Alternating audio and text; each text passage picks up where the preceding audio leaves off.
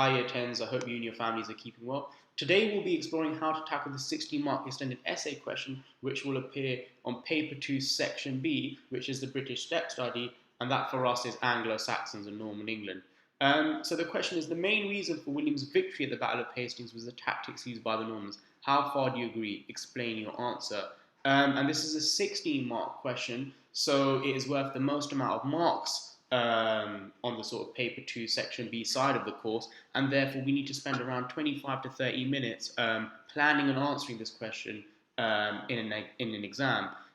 It says that you may use the following in your answer: the Mountain Northern Knights and the March from Stamford Bridge. You must also use information of your own. So these stimulus points you would have also seen for the Explain Why 12-mark question. And whilst we may use these as examples in our main body paragraphs to bolster our argument about the different causes of William winning the Battle of Hastings, it is important that we use information of our own so that we go beyond the stimulus points and maximize our chances of obtaining a sort of high level 3, level 4 answer.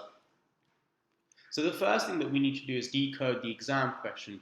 The main reason for William's victory at the Battle of Hastings was the tactics used by the Normans. How far do you agree? Explain your answer. Now the conceptual focus, okay, because it says main reason, is causation. So you need to reach a judgment on whether William's tactics were the main cause of his victory at the Battle of Hastings. So are William's tactics during the Battle of Hastings the main cause, okay, the most important cause of his victory and his success at the Battle of Hastings, or are there other more important causes, perhaps? So the content focus is more than just William's tactics. It is exploring a wider theme, the different reasons or factors or triggers for William's victory at the Battle of Hastings. So it is important that you explore not just William's tactics as a cause for his victory, but also other relevant causes as well, which led to his success at the Battle of Hastings. There are 16 marks available, and this means the question requires an extended answer.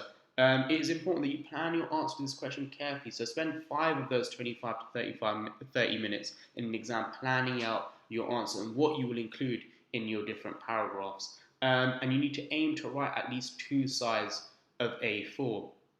The phrase "how far do you agree" means you need to reach a judgment about the statement in quotation marks.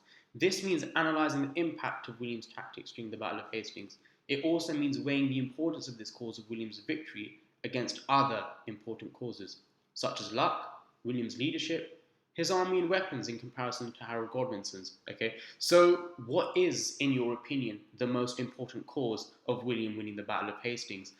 Is it tactics, as the statement says in the question, or is it another sort of more important cause, such as maybe luck, William's leadership, or his army and weapons in comparison to Harold Godwinson's? And so that's what you would be required to do throughout the question, particularly in your introduction and conclusion. Reach a solid judgment, okay, a really clear judgment about what you think William's victory at the Battle of Hastings was as a result of. So how should you structure your answer?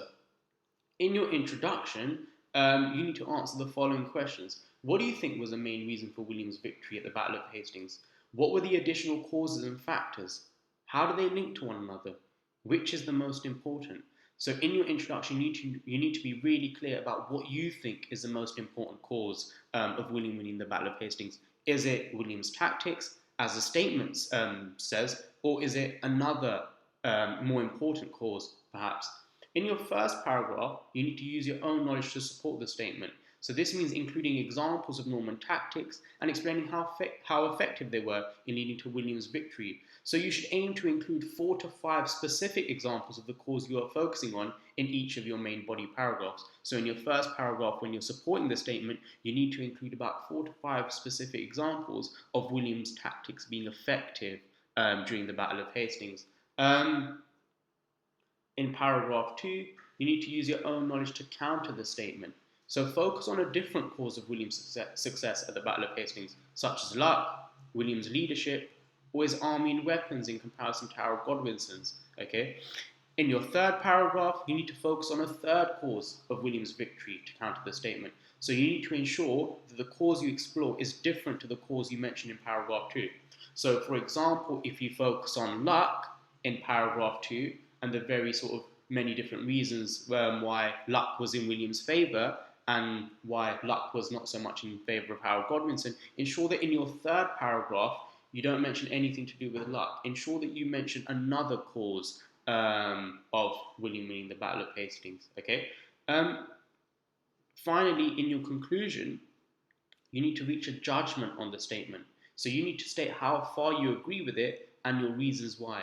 Was it better Norman tactics that led to William's victory, or combination of other factors, luck, leadership, or something else? Um, I've also produced a sort of guide for you, um, which will enable you to effectively answer this question. So, if you're aiming for a 6 plus, then ensure that you answer the questions in red at every different stage of your answer. And this tells you how you should structure your answer. At the bottom of the sheet, you've also got a number of different sort of vocabulary toolkits, so that you vary your language and write like a historian. So varying your language to show how far you agree with the statement. Now this will be relevant and necessary for your introduction and conclusion.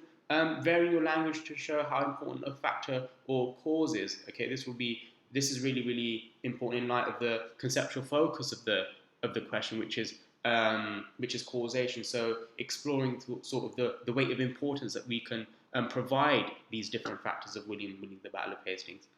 And at the bottom here are just some helpful phrases and sentence starters to enhance your argument and to ensure that you write in more academic prose.